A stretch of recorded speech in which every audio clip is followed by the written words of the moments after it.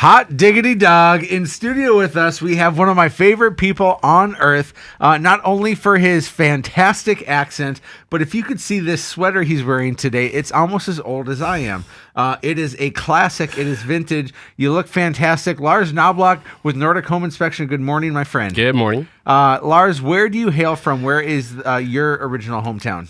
My original hometown is in Norway, a city called Namsos, close to a bigger city called Trondheim. So you are small town. I'm small town. How many people? You said Nathus? Namsos. Namsos, sorry. Yep. That my Norwegian is not so good. It's not. No. It's How okay. many people did you grow up in your hometown? About 12, 14,000. Okay, and then the next larger city, how big is that? About the same size as Fargo, probably. Okay, so you moving to Fargo 8 years ago for love, Yep. hubba hubba. This is the same kind of city that you were in. Kind of. Okay, what are the differences that we see? If you were to say, like, here's the main difference between living in Norway and living in the United States, what would you say?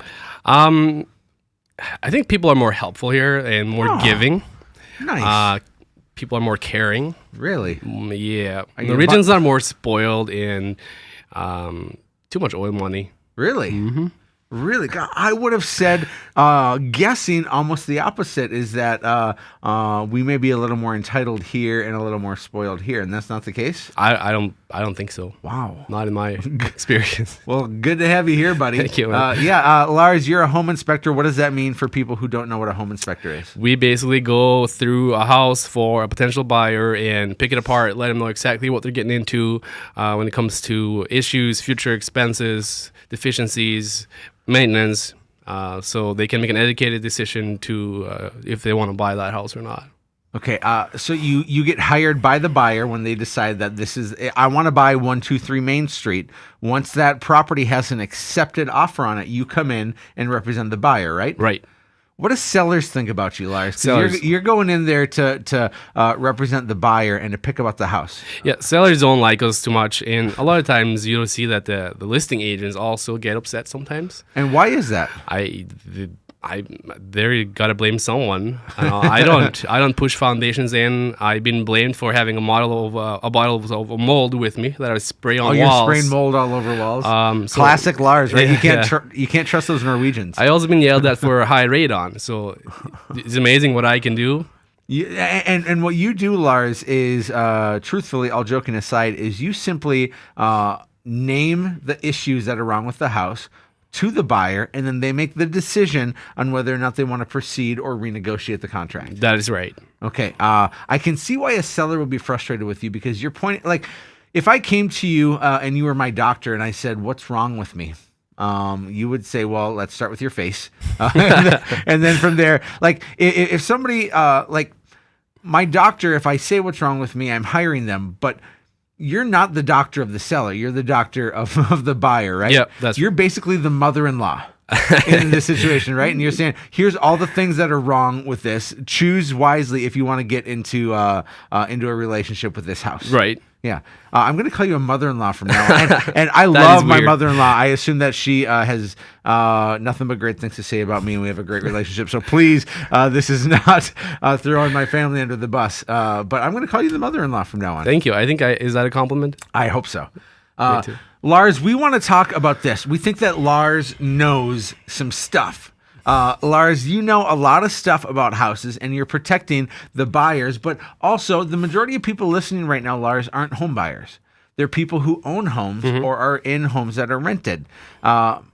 You know some stuff that can prevent us as homeowners and renters from losing thousands and thousands of dollars in unneeded fixes on our house. Yeah. What am I talking about here? What I want to talk about is something that is kind of boring for most people. I'm really excited about it. I'm trying to create awareness in our community because people are not aware of the issues that comes with having a negative grade around your house.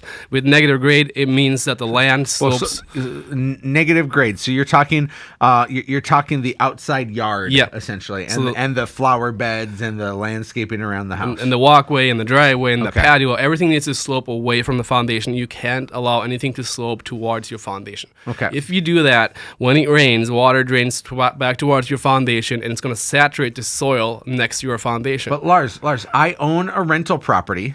I own, well, I'm fortunate to own a couple of rental properties, and one of them I own, the sidewalk slopes towards the house. Yep. I didn't want to spend the extra money, and my basement's never gotten wet. So do I really have to fix that because my basement's not getting wet? That is an excellent question, because that's what most people think. They have negative grade, or the land slopes towards the foundation, but they don't have any problems. But there's other issues with a condition like that.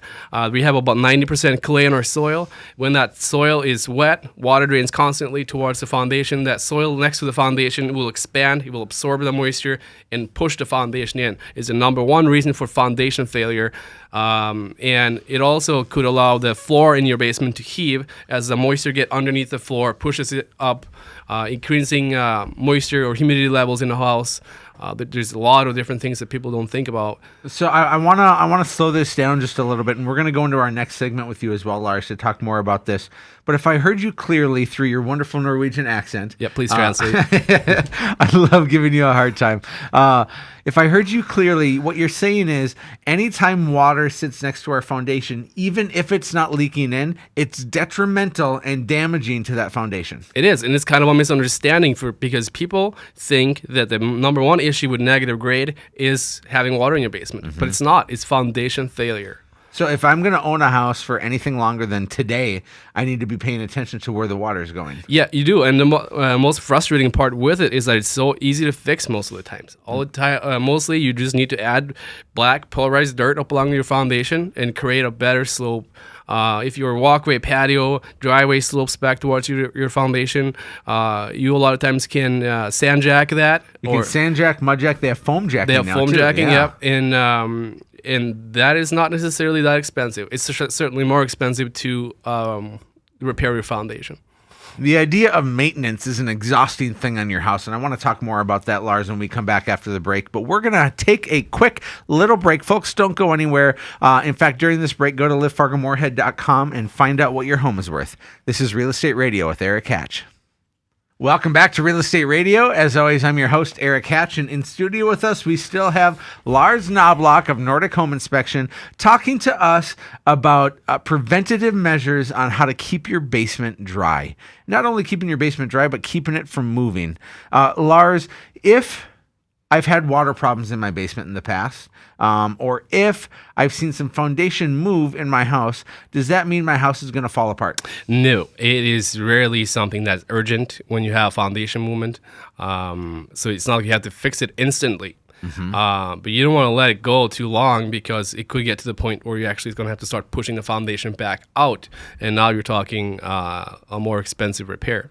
So the easiest thing, Lars, is if my basement, or if around my house I notice there's a negative grade and it's sloping towards my house instead of away, so the water's going to sit next to the foundation, you just said add some dirt, right? Yep. So we add some dirt, and does that solve the problem?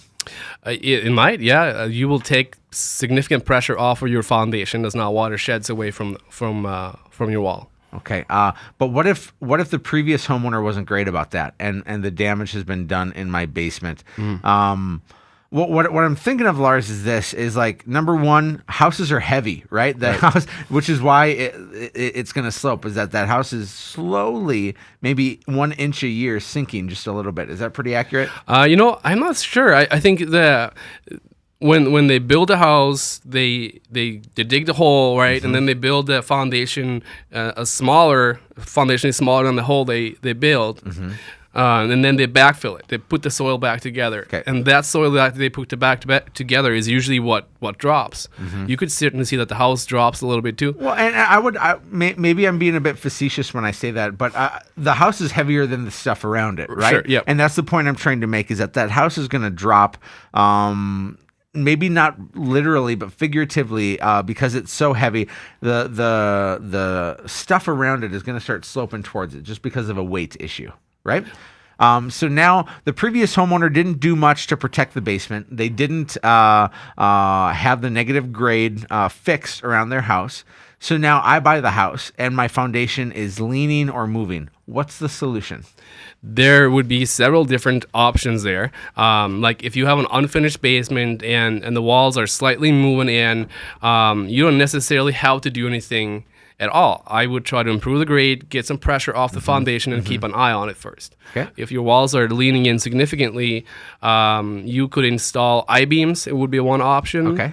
Where you would tie in a beam into the floor structure and set it into concrete into the slab. Okay. The other option is So is that like thousands and thousands of dollars? no. That's the other thing that's kind of people are misunderstanding. As soon as we're talking foundation repairs, people think that you're talking 5, 10, 15,000 automatically, but it's not necessarily like that. A foundation wall might be. It could be, Yeah. but not necessarily.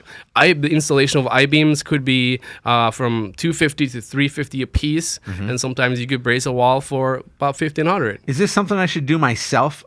Some people out there are going to be do-it-yourself people.